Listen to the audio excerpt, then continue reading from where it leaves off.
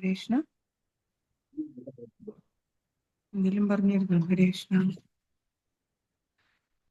മൂന്നാമത്തെ ശ്ലോകം മുതല് ഇവിടെ ദുര്യോധനന്റെ രാജനീതിയെ പറ്റി, അദ്ദേഹത്തിന്റെ ഒരു പൊളിറ്റിക്കൽ സ്ട്രാറ്റജി, അദ്ദേഹം എങ്ങനെയാണ് ആ ഒരു യുദ്ധതന്ത്രം എന്നുള്ളത് ഇവിടെ കാണുകയാണ്.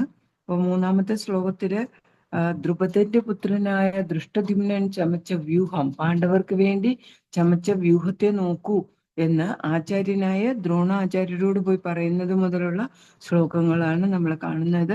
അപ്പോൾ അവിടെ മുതൽ ഓരോരോ പാണ്ഡവ സൈന്യത്തിലെ ഓരോ മഹാരഥികള്, അതിരഥികള്, അങ്ങനെയുള്ള യോദ്ധാക്കളെ കുറിച്ച് ഇവിടെ വിശദീകരിച്ച് പറയാണ്. പലരുടെയും പേരെടുത്ത് പറയുന്നുണ്ട്. അപ്പൊ ഇവിടെ എത്തുമ്പോഴേക്കും നമുക്ക് അഞ്ചാമത്തെ ശ്ലോകത്തില് ദൃഷ്ടകേതു, ചേകിദാന, കാശിരാജ, അങ്ങനെയുള്ളവരൊക്കെ, പുരുജിത്ത്, കുന്തിഭോജൻ, ശൈബ്യൻ, അങ്ങനെ പലരെ കുറിച്ചും പറഞ്ഞു. ദൃഷ്ടകേതു എന്ന് പറഞ്ഞാല് ശിശുപാലന്റെ മകനാണ് ദൃഷ്ടകേതു. ചേകിദാന എന്ന് പറഞ്ഞാല് ദൃഷ്ടകേതുവിന്റെ മകനാണ് ചേകിദാന. അങ്ങനെ പലരും നമ്മൾ നോക്കുമ്പോൾ നമുക്ക് പേരുകൾ പുതുതായിട്ട് കേൾക്കുന്നെങ്കിലും പലരുടെയും മക്കളായിട്ട് വരും. പക്ഷെ അധികമായിട്ട് അവരെ കുറിച്ചൊന്നും നമ്മൾ അറിയേണ്ട കാര്യമില്ല. നമ്മുടെ കഥാപാത്രങ്ങളെ കുറിച്ച് ഇതൊന്നും വളരെ അധികമായിട്ട് അവരുടെ പേരുകൾ പിന്നീട് ഉപയോഗിച്ച് കാണുന്നില്ല. അപ്പൊ ഇവിടെ ആറാമത്തെ ശ്ലോകത്തില് യുധാമന്യു ഉത്തമൗജ. യുധാമന്യു വെച്ചാല് ദ്രൗപദിയുടെ ബ്രദറായിട്ടാണ് പറയുന്നത്. യുധാമന്യുവും അതുപോലെ ഉത്തമൗജ, ഇവർ രണ്ടാളും ദ്രുപദന്റെ പുത്രന്മാരാണ്, ദ്രൗപദിയുടെ സഹോദരന്മാരാണ്. അവർ കുരുക്ഷേത്ര യുദ്ധത്തില് അർജുനന് ബോഡി ഗാർഡായിട്ട് അദ്ദേഹത്തിന്റെ ചുറ്റും നിന്ന് യുദ്ധം ചെയ്തവരാണ്.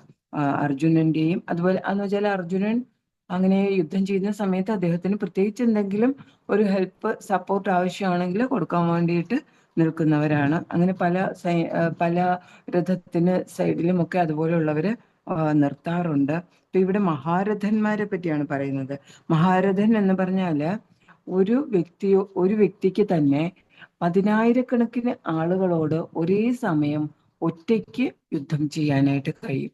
അങ്ങനെയുള്ളവരെയാണ് മഹാരഥൻ എന്ന് പറയുന്നത്. അതുപോലെ അതിരഥ എന്ന് പറഞ്ഞാൽ 60,000 പേരോട് ഒറ്റയ്ക്ക് യുദ്ധം ചെയ്യുന്നവരെയാണ് അതിരഥൻ എന്ന് പറയുന്നത്. അതുപോലെ രഥ എന്ന് പറഞ്ഞാല് ഒരാളോട് ഒരാൾ മാത്രം യുദ്ധം ചെയ്യുന്നു, അങ്ങനെ രഥ എന്ന് പറയും. അതുപോലെ അർത്ഥരഥി, അങ്ങനെ പല പല പേരുകൾ ഇവിടെ നമ്മൾ മഹാഭാരതത്തിൽ ഉപയോഗിച്ച് കാണുന്നുണ്ട്. അപ്പൊ ഇവിടെ ഇവരെല്ലാവരും മഹാരഥന്മാരാണ്. അപ്പോ ഇവിടെ അക്ഷൗഹിണി പടയുടെ കഥ നോക്കിക്കഴിഞ്ഞാല് 11 അക്ഷൗഹിണി ഉണ്ട് കൗരവ സൈന്യത്തിലെങ്കിൽ ഇവിടെ 7 അക്ഷൗഹിണിയെ പാണ്ഡവരുടെ സൈന്യത്തിലുള്ളൂ. പക്ഷെ അവർക്ക് ഒരാൾക്ക് തന്നെ 10,000 പേരോട് ഒരേ സമയം ഒറ്റയ്ക്ക് നിന്ന് യുദ്ധം ചെയ്യാൻ കഴിയുന്ന മഹാരഥന്മാരുണ്ട്, അതുപോലെ അതിരഥന്മാരുണ്ട് എന്നൊക്കെ പാണ്ഡവ സൈന്യത്തെ വളരെയധികം സ്തുതിച്ചുകൊണ്ട് പറയുകയാണ് ദുര്യോധനൻ. ഇവിടെ പിന്നെ പറയുന്ന പേര് സൗഭദ്രോ. സൗഭദ്ര എന്ന് പറഞ്ഞാൽ സുഭദ്രയുടെ മകൻ ആരാണ്? അഭിമന്യു, അല്ലെ? അഭിമന്യുവിനെ കുറിച്ചാണ് പറയുന്നത്. പിന്നെ ദ്രൗപദേയാശ്ച എന്ന് പറഞ്ഞാല് ദ്രൗപദിക്ക് 5 മക്കൾ അവിടെ ഉണ്ട്. പിന്നീട് ഭാഗവതത്തിൽ 5 മക്കളെ കൊന്നതായിട്ട് അശ്വത്ഥാമ തീയിട്ട് കൊന്നതായിട്ട് പറയുന്നുണ്ട്, അല്ലെ? അതില് 5 പേരാണ് പ്രതിവിന്ധ്യ, സുതസോമ, ശ്രുതകർമ്മ, അതുപോലെ ശതാനിക, ശ്രുതസേന, ഇവരൊക്കെയാണ് 5 മക്കള്. പക്ഷെ ഈ 5 മക്കളും മഹാരഥികളാണ് എന്ന് പറയുന്നു. ഭീഷ്മരും ഭീമസേനനും ഒക്കെ ഇവരെ കുറിച്ച് ഇങ്ങനെ പറയുന്നുണ്ട്. എങ്കിലും മഹാഭാരതത്തിൽ ഇവരെ കുറിച്ചും അധികം പറയുന്നില്ല. ഇവിടെ അശ്വത്ഥാമ വധിച്ചതായിട്ട് മാത്രം അങ്ങനെയാണ് പറയുന്നുള്ളൂ. പിന്നീട് 18ാമത്തെ ദിവസമാണ് ആ വധം നടക്കുന്നത്. കുരുക്ഷേത്ര യുദ്ധത്തിലല്ല അവർ മരിക്കുന്നത്. പിന്നീട് അശ്വത്ഥാമ ചതിയിൽപ്പെടുത്തി കൊല്ലുന്നതായിട്ടാണ് നമ്മൾ കാണുന്നത്. ഇനി ഇവിടെ 7ാമത്തെ ശ്ലോകത്തിൽ നോക്കിക്കഴിഞ്ഞാല് അസ്മാകം തു വിശിഷ്ടായ താന്യബോധ ദ്വിജോത്തമ ബ്രാഹ്മണ ശ്രേഷ്ഠ എന്നാണ് അവിടെ ദ്രോണരെ അഭിസംബോധന ചെയ്യുന്നത്. നമ്മുടെ സൈന്യം, ഇനി എന്റെ സൈന്യത്തിലെ നായകന്മാർ ആരൊക്കെയാണോ അവരെയെല്ലാം ഞാൻ പരിചയപ്പെടുത്തി തരാമെന്ന് പറയാണ് ദുര്യോധനൻ. കാരണം എന്താന്ന് വെച്ചാൽ ഇവിടെ 3 മുതൽ 6 വരെയുള്ള ശ്ലോകങ്ങളില് പാണ്ഡവ സൈന്യത്തിന്റെ ഗാംഭീര്യം എന്താണ്, പാണ്ഡവ സൈന്യത്തിൽ ആരെല്ലാം ശ്രേഷ്ഠന്മാരായിട്ടുണ്ട് എന്നെല്ലാം ഇവിടെ ദുര്യോധനൻ പറഞ്ഞു. ഇവിടെ നമ്മൾ ഒരു ലീഡർഷിപ്പ് ക്വാളിറ്റിയെ കുറിച്ചാണ് ഡെയിലി ലൈഫിൽ നമ്മൾ മനസ്സിലാക്കേണ്ടത്, ഗീതയിൽ നിന്ന് മനസ്സിലാക്കേണ്ടത്.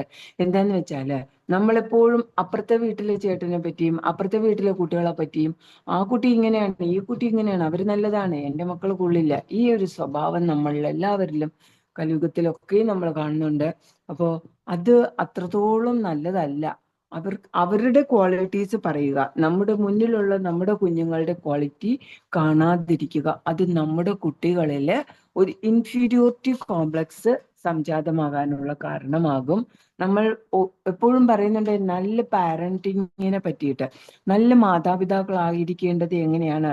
നമ്മുടെ കുട്ടികളിൽ എല്ലാവരിലും ഭഗവാന്റെ സൃഷ്ടിയാണ്. പലപ്പോഴും ഞാൻ വളരെ വിശിഷ്ട വ്യക്തിത്വമായിട്ടുള്ള ഒരു വ്യക്തി, ഞാൻ പേരെടുത്ത് പറയുന്നില്ല, കഴിഞ്ഞൊരു 2-3 ആഴ്ച മുന്നേ സത്സംഗത്തിൽ വന്നപ്പോൾ എന്നെ കൊണ്ട് ഒന്നിനും കൊള്ളില്ല പറഞ്ഞപ്പോ ഞാൻ പിന്നെ ഒരു മാതാജിയാണ്. അപ്പൊ ഞാൻ അങ്ങനെയല്ല മാതാജി, ഒരിക്കലും അങ്ങനെ പറയാൻ പാടില്ല. കാരണം ഞാൻ ഇസ്കോണിൽ തന്നെ വളരെ വൈഷ്ണവ ആചാര്യന്മാരിൽ നിന്ന് കേട്ട ഒരു ഒരു ലെക്ചറിൽ ഞാൻ കേട്ടതാണ്, ഒരിക്കലും നമ്മൾ നമ്മളെ താഴ്ത്തി പറയാൻ പാടില്ല, മറ്റുള്ളവരെയും താഴ്ത്തി പറയാൻ പാടില്ല. കാരണം എന്താന്ന് വെച്ചാല് നമ്മൾ ഓരോ വ്യക്തികളും യുണീക്കാണ്. ഓരോരുത്തർക്കും ഓരോ തരത്തിലുള്ള ടാലന്റ് ഉണ്ട്. ഓരോ വ്യത്യസ്തമായിട്ടുള്ള ടാലന്റ് ഉണ്ട്. എന്താന്ന് വെച്ചാല് നമുക്ക് ചിലപ്പോൾ അത് കണ്ടെത്താൻ കഴിയില്ലായിരിക്കും. നമ്മൾ വിചാരിക്കുമോ നമ്മളെ കൊണ്ട് ഒന്നിനും കൊള്ളില്ല എന്ന്. പക്ഷെ ഒരിക്കലും അങ്ങനെ പറയാൻ പാടില്ല. കാരണം നമ്മളെല്ലാം ഭഗവാന്റെ സൃഷ്ടിയാണ്. ഭഗവാൻ ഒരിക്കലും കൊള്ളാത്ത ഒന്നിനെ സൃഷ്ടിക്കില്ല. നമ്മൾ കൊള്ളാത്തതാണ്. ഭഗവാന്റെ ഏതൊരു സൃഷ്ടിയും കൊള്ളില്ല എന്ന് പറഞ്ഞു കഴിഞ്ഞാൽ അത് ഭഗവാനെ ഇൻസൾട്ട് ചെയ്യുന്നതിന് സമമാണ്. അപ്പോ അതുകൊണ്ട് തന്നെ ഓരോ വ്യക്തിക്കും അവരവരുടേതായിട്ടുള്ള ടാലന്റ് ഉണ്ട്. അതെന്താണെന്ന് കണ്ടെത്തുക. ഇപ്പൊ എല്ലാവർക്കും പഠിക്കാനുള്ള ഒരു ക്വാളിറ്റി തന്നെ ഉണ്ടാവണം എന്നില്ല. പലർക്കും പലതരത്തിലുള്ള ക്വാളിറ്റീസ് പഠിക്കുന്നതിലല്ലാതെ വേറെ പല വിഷയങ്ങളിലായിരിക്കും ക്വാളിറ്റീസ് ഉണ്ടാവുക, അല്ലെ? ഈ ലോകത്ത് എല്ലാ കാര്യങ്ങളും ഉണ്ടെങ്കിൽ മാത്രമേ അത് സമഞ്ജസപ്പെടുത്തിക്കൊണ്ട് ബാലൻസ്ഡ് ആയിട്ട് മുന്നോട്ട് പോകാനായിട്ട് കഴിയുകയുള്ളൂ. അതുകൊണ്ട് തന്നെ ഭഗവാൻ ഓരോ ജീവസത്തയ്ക്കും ഓരോ തരത്തിലുള്ള ടാലന്റ് കൊടുത്തിട്ടുണ്ടാകും. ചിലര് സേവകന്മാരായിട്ടായിരിക്കും അവരുടെ ആ ഒരു ഇത് തെളിയിക്കുന്നത്. ചിലര് വീണ വായിക്കുന്നതില്, ചിലര് മൃദംഗം വായിക്കുന്നതില്, ചിലര് കീർത്തനം ചെയ്യുന്നതില്, ചിലര് ചിലപ്പോ ടീച്ചേഴ്സ് ആയിട്ട്, ചിലര് ഡോക്ടേഴ്സ് ആയിട്ട്, അല്ലെ? പല തരത്തിലായിരിക്കും അവരുടെ ക്വാളിറ്റീസ്. അപ്പോ ഡോക്ടർ മാത്രം നല്ലത്, സേവകനായാലും നന്നായില്ല. ഇപ്പൊ ഹോട്ടൽ മാനേജ്മെന്റ് പഠിച്ച് ഷെഫായിട്ട് പോകുന്ന ആ കുട്ടി നന്നായില്ല എന്ന് പറയാൻ പറ്റുമോ? എല്ലാവരും പുറത്തുനിന്നാ ഭക്ഷണം കഴിക്കുന്നത്, കൂടുതലും പുറത്തുനിന്ന് ആണ് ഭക്ഷണം. അപ്പൊ നല്ല ഷെഫുമാർ ഉള്ളത് കൊണ്ടല്ലേ എല്ലാവരും പുറത്തു പോയിട്ട് ഫുഡ് കഴിക്കുന്നത്, അല്ലെ? അപ്പൊ അതുകൊണ്ട് എല്ലാവരും ഡോക്ടേഴ്സ് മാത്രമാണെങ്കിൽ എല്ലാവരും ഹോസ്പിറ്റലിൽ മാത്രം പോയാൽ പോരെ, അല്ലെ? എല്ലാവരും അവസാനം ഹോസ്പിറ്റലിൽ മാത്രം പോകും. പക്ഷെ നമുക്ക് നമ്മുടെ കൂട്ടി ഡോക്ടർ ആയാൽ മതി. ഇതാണ് നമ്മുടെയൊക്കെ ചിന്ത. അപ്പൊ അതുകൊണ്ട് നമ്മൾ അവിടെയൊക്കെ മനസ്സിലാക്കുക, നമ്മൾ മറ്റുള്ളവരുമായിട്ട് കമ്പയർ ചെയ്യുന്നതൊന്ന് കുറയ്ക്കണം. ആരുമായിട്ടും കമ്പയർ ചെയ്യേണ്ട. നമ്മളിലും കുട്ടികളിലായാലും സഹോദരങ്ങളിലായാലും എല്ലാവരിലും നല്ല ക്വാളിറ്റീസ് ഉണ്ട്, നല്ല ടാലന്റഡ് ആണ്. ഇവിടെ ദുര്യോധനൻ ചെയ്യുന്ന എന്താണ്? പാണ്ഡവ സൈന്യത്തിലെ അവിടെ മഹാരഥന്മാരുണ്ട്, അവിടെ ഇത്ര ഇത്ര ആളുകളുണ്ട് എന്ന് മറ്റുള്ള സൈന്യത്തെ പുകഴ്ത്തി പറയുകയാണ് ദുര്യോധനൻ ചെയ്യുന്നത്. പക്ഷെ അത് ചെയ്തു കഴിഞ്ഞപ്പോഴേക്കും അദ്ദേഹത്തിന് തന്നെ സ്വയം മനസ്സിലായി, ഞാൻ മറ്റുള്ള അയൽ സൈന്യത്തെ ഞാൻ അങ്ങനെ ഉയർത്തി പറഞ്ഞു കഴിഞ്ഞാൽ എന്റെ സൈന്യത്തിന്റെ വീര്യം എന്തു ചെയ്യും? ചോർന്നു പോകും. അവിടെ ഉള്ളവർ, അയ്യോ നമ്മളെക്കാൾ ഉയർന്നവരാണെങ്കിൽ നമ്മൾ യുദ്ധത്തിൽ തോറ്റുപോകുമോ എന്നുള്ള ചിന്ത നമുക്ക് ഉണ്ടാകും, എന്നുള്ള കൗരവ സൈന്യത്തിൽ ഉണ്ടാകുമെന്ന് പെട്ടെന്ന് തന്നെ മനസ്സിലാക്കിക്കൊണ്ട് ഇദ്ദേഹം എന്ത് ചെയ്യാൻ പോവാണ്? അടുത്ത ശ്ലോകം മുതൽ 7ാമത്തെ ശ്ലോകത്തിൽ പറയാണ്, ഇനി ഞാൻ എന്ത് ചെയ്യാം? ഇത്രയും സമയം ഞാൻ പാണ്ഡവ സൈന്യത്തെ പരിചയപ്പെടുത്തി തന്നു, ഇനി ഞാൻ എന്ത് ചെയ്യാം? നമ്മുടെ സൈന്യത്തെ ഞാൻ പരിചയപ്പെടുത്താമെന്ന് അവിടെ 7ാമത്തെ ശ്ലോകത്തില് ദുര്യോധനൻ ദ്രോണാചാര്യരോട് പറയുകയാണ്. നമ്മുടെ സൈന്യത്തിനും നല്ല ക്വാളിറ്റീസ് ഒക്കെ ഉണ്ട്, പാണ്ഡവരുടെ സൈന്യത്തിന് മാത്രമല്ല എന്നാണ് അവിടെ വ്യംഗ്യമായിട്ട് ദുര്യോധനൻ ഉദ്ദേശിക്കുന്നത്.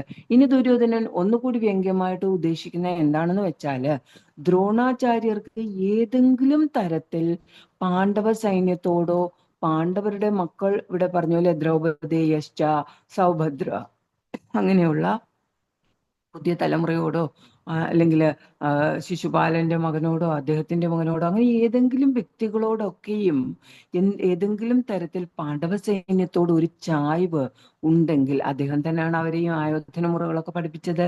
അപ്പോ അവരോടൊരു ചായ്വ് ഉണ്ടെങ്കിൽ അതിപ്പൊ തന്നെ ഉപേക്ഷിച്ചോളൂ എന്നുള്ളൊരു വാണിംഗ് കൂടിയാണ് ഇവിടെ യുവരാജാവ് എന്ന തരത്തില്, ഈ ആർമിയുടെ ലീഡർ എന്ന തരത്തില്, കൗരവ സൈന്യത്തിന്റെ നേതാവ് എന്ന തരത്തില് ദുര്യോധനൻ ഇവിടെ ഇദ്ദേഹത്തിന് കൊടുക്കുന്നത്, ദ്രോണ ആചാര്യർക്ക് കൊടുക്കുന്നത്, ആചാര്യർക്ക് ഒരു കാരണവശാലും പാണ്ഡവരോട്, അവരൊക്കെ മഹാരഥന്മാരാണ്, അവരൊക്കെ യുദ്ധം ചെയ്തോളും, ഒരു തരത്തിലും അവർക്ക് ഒരു സപ്പോർട്ടും കൊടുക്കരുത്, അവരോട് യാതൊരു ദയാദാക്ഷിണ്യവും കാണിക്കാതെ തന്നെ അങ്ങ് എന്ത് ചെയ്യണം, മുഖം നോക്കാതെ യുദ്ധം ചെയ്യണം എന്നുള്ള ഒരു മെസ്സേജ് കൂടിയാണ് ഇവിടെ ദ്രോണാചാര്യർക്ക് രാജനീതി, ആ പൊളിറ്റിക്കൽ സ്ട്രാറ്റജിയിലൂടെ, യുദ്ധതന്ത്രത്തിലൂടെ ദുര്യോധനൻ കൊടുക്കുന്നത്. അത് നല്ലൊരു ലീഡറിന്റെ ക്വാളിറ്റിയാണ് ഇവിടെ ദുര്യോധനന്റേതായിട്ട് കാണിക്കുന്നത്. അപ്പൊ ദുര്യോധനൻ എത്രയൊക്കെ ധർമ്മം ചെയ്യുന്ന വ്യക്തിയാണെങ്കിലും അദ്ദേഹം വളരെ നല്ലൊരു രാജ്യതന്ത്രജ്ഞനാണ്, യുദ്ധതന്ത്രജ്ഞനാണ് എന്നുള്ളൊരു ക്വാളിറ്റി ഇവിടെ ഉയർത്തി കാണിക്കുകയാണ് ചെയ്യുന്നത്.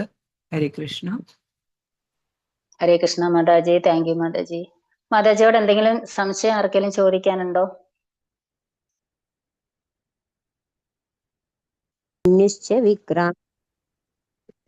വീര്യവാൻ സൗഭദ്രോ ദ്രൗപദയാശ്ച സർവ ഏവ മഹാരഥാ അസ്മാഹം തു വിശിഷ്ടായേ താനി ഭൂതാദ്വിജോത്തമാ നായകാ മമ സൈന്യസ്യ സംജ്ഞാർത്ഥം താൻ ബ്രമീവിതേ.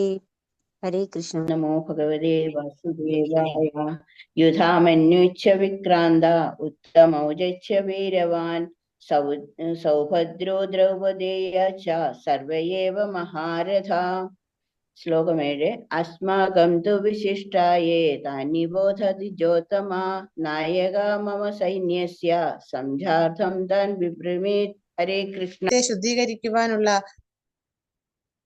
പ്രസ്ഥാനത്തിന്റെ ശക്തിയെപ്പറ്റി അദ്ദേഹം തുടർന്ന് വിശദീകരിച്ചു. ചൈതന്യ മഹാപ്രഭു മോക്ഷം നൽകിയ 2 മഹാദുഷ്ടന്മാരായ ജഗ്ഗായിയുടെയും മാധായിയുടെയും കാര്യം അദ്ദേഹം പരാമർശിച്ചു. ഇപ്പോൾ ഞങ്ങൾ ജഗ്ഗായിമാരെയും മാധായിമാരെയും വൻതോതിൽ മോചിപ്പിച്ചുകൊണ്ടിരിക്കുകയാണ്. അതുകൊണ്ട് നമുക്ക് സമാധാനം വേണമെങ്കിൽ, നമുക്ക് സദാചാര വേദിയിൽ സ്ഥിരം ആകണമെങ്കിൽ നാം ഹരിനാമ മഹാമന്ത്രം ലോകത്തൊട്ടാകെ പ്രചരിപ്പിക്കണം. അതാകട്ടെ പ്രായോഗിക തലത്തിൽ തെളിയിക്കപ്പെട്ടു കഴിഞ്ഞിരിക്കുന്നു. ഇവിടെ വന്ന ഹരേ കൃഷ്ണ മന്ത്രം കീർത്തനം ചെയ്ത അമേരിക്കക്കാരും യൂറോപ്പുകാരുമായ വൈഷ്ണവന്മാർ അവർ ഗോമാംസം ഭക്ഷിച്ചിരുന്നു. അവർ മദ്യത്തിന് അടിമപ്പെട്ടവരായിരുന്നു. അവർ നിയമവിരുദ്ധ ലൈംഗിക ആസക്തരായിരുന്നു. അവർ ചൂതുകളിക്കാരായിരുന്നു. എന്നാൽ ഈ കൃഷ്ണാവബോധ പ്രസ്ഥാനം സ്ഥിരീകരിച്ച ശേഷം അവർ അപഹാസ്യമായവയെല്ലാം കൈവടിഞ്ഞിരിക്കുന്നു. സദാചാരം സ്വയം ആഗതമായിരിക്കുന്നു. അവർ ചായ, കാപ്പി മുതലായവ പാനീയങ്ങൾ പോലും ഉപയോഗിക്കുന്നില്ല. അവർ പുകവലിക്കുന്നില്ല. ഇത് ഇന്ത്യയിൽ നിന്നും വിരളമായി കാണുവാൻ കഴിയുള്ളൂ. എന്നാൽ ഞാൻ കരുതുന്നത്, എന്നാൽ ഇവർ ഇതൊക്കെ ഉപേക്ഷിച്ചിരിക്കുന്നു. എന്തുകൊണ്ട്? അവർ കൃഷ്ണാവബോധം സ്വീകരിച്ചതുകൊണ്ട്. പ്രഭുപാദർ ഉദ്ദേശ്യം 5 മിനിറ്റ് ശേഷം പ്രഭാഷണം നിർത്തി. ഞാൻ വളരെയേറെ സംസാരിക്കേണ്ട ആവശ്യമുണ്ടെന്ന് തോന്നുന്നില്ല. കൃഷ്ണാവബോധത്തിന്റെ ഫലം എന്തെന്ന് നിങ്ങൾക്ക് കാണുവാൻ കഴിയും. അത് കൃത്രിമമായ ഒരു കാര്യമല്ല. അത് എല്ലാവരിലും ഉള്ളതാണ്. ഞാൻ ഇന്ദ്രജാലം ഒന്നും കാട്ടിയില്ല. ഈ കൃഷ്ണാവബോധം നമ്മിലെല്ലാം കുടികൊള്ളുന്നതാണ്. നമുക്ക് പുനരുജ്ജീവിപ്പിക്കുക മാത്രമേ വേണ്ടൂ. സദസ്യർ ഹർഷാരവങ്ങളോടെ നീണ്ടുനിന്ന കയ്യടിയോടൊപ്പം പ്രതികരിച്ചു. പ്രഭുപാദർ വലിച്ചു നീട്ടി പ്രസംഗിക്കുന്ന മായാവാദികളെക്കാൾ കൂടുതൽ ശക്തിയോടെയും വാക് സാമർഥ്യത്തോടെയും ആധ്യാത്മിക ജീവിതത്തിന്റെ അന്തസത്ത ഹർഷോന്മാദഭരിതമായ തിരുനാമ കീർത്തനം കാണിച്ചു കൊടുത്തു. അമേരിക്കൻ ശിഷ്യന്മാരെ അതിന് തെളിവായി അദ്ദേഹം ഹാജരാക്കുകയും ചെയ്തു. അടുത്ത ഒരാഴ്ചത്തേക്ക് പ്രഭുപാദരും അദ്ദേഹത്തിന്റെ ശിഷ്യന്മാരുമായിരുന്നു ബോംബെയിലെ സംസാര വിഷയം. നഗരത്തിൽ എല്ലായിടത്തും പ്രസംഗിക്കുവാനും കീർത്തനം നടത്തുവാനുമുള്ള ക്ഷണം അവർക്ക് ലഭിച്ചു തുടങ്ങി. സാധു സമാജ പരിപാടികളുടെ ടൈംസ് ആഴ്ചപ്പതിപ്പിലെ സമഗ്ര വിതരണത്തിൽ ശ്രീല പ്രഭുപാദരുടെയും അദ്ദേഹത്തിന്റെ ശിഷ്യന്മാരുടെയും സ്മരണീയമായ സാന്നിധ്യത്തിന് സവിശേഷ പ്രാധാന്യം കൽപ്പിച്ചിരുന്നു. ഹരേ കൃഷ്ണ പ്രതിനിധി സംഘത്തിലെ അംഗങ്ങളായ 20 അമേരിക്കക്കാർ വേദി കൈയടക്കി. അന്തരീക്ഷം മൃദംഗം കൊട്ടലാലും കരതാള വാദനത്താലും മഹാമന്ത്രഗാനത്താലും മുഖരിതമായി. ഇരുവശങ്ങളിലേക്ക് ആടിക്കൊണ്ടും ശിഖകൾ കാറ്റിൽ ഉലയുമാറും അവർ സങ്കീർത്തനം നടത്തി. ഹരേ കൃഷ്ണ. ഒട്ടും വികാരപരതയില്ലാത്ത ഒരാളെന്ന് ഞാൻ കണക്കാക്കിയിട്ടുള്ള നരബാധിച്ചു തുടങ്ങിയ ഒരു പത്രലേഖകൻ വികാരാവേശം കൊണ്ടിടറിയ ശബ്ദത്തിൽ എന്നോട് പറഞ്ഞു, എന്താണ് സംഭവിച്ചു കൊണ്ടിരിക്കുന്നതെന്ന് നിങ്ങൾ ശരിക്കും മനസ്സിലാക്കുന്നുണ്ടോ? വളരെ പെട്ടെന്ന് ഹിന്ദുമതം പാശ്ചാത്യ ദേശത്താകെ വ്യാപിക്കുവാൻ പോവുകയാണ്. ഹരേ കൃഷ്ണ പ്രസ്ഥാനം ശതകങ്ങളായി പാതിരിമാർ മുഖേന നമുക്കുണ്ടായ നഷ്ടത്തിനെല്ലാം പരിഹാരമാകും.